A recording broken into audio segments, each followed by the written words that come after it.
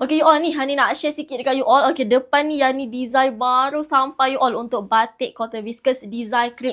Okay, yang ni design betul-betul kita tempah. Memang kita buat cantik teruk you all. Okay, ni kita dah matching siap-siap dah. Hani nak review lah dekat you all antara design-design yang ada. So, you all boleh tengok dekat bawah ni.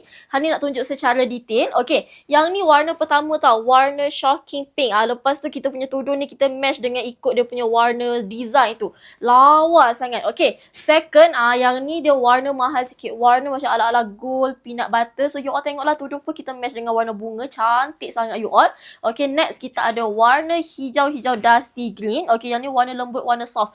Cantik you all. Yang ni dia punya kain tak panas tau. Tak jarang kalau kita jahit buat baju memang lawa sangat-sangat. Terletak cantik di tubuh.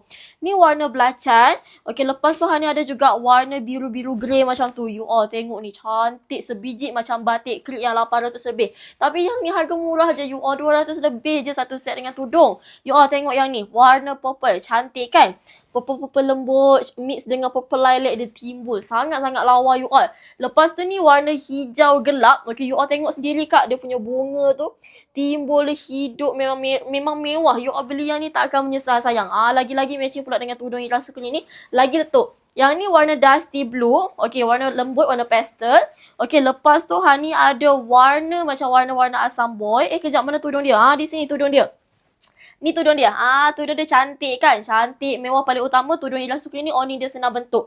Memang selesa sangat-sangat dipakai. Dan last colour ni you all. Warna purple. Purple ni lawa juga ni. So, yang mana berminat nak grab untuk batik ni, you all kena cepat. Sebab stok untuk batik ni satu design, satu colour hanya ada sepasang sahaja. So, kalau you all nak cepat-cepat lock terus screenshot yang mana you all nak, kita bantu.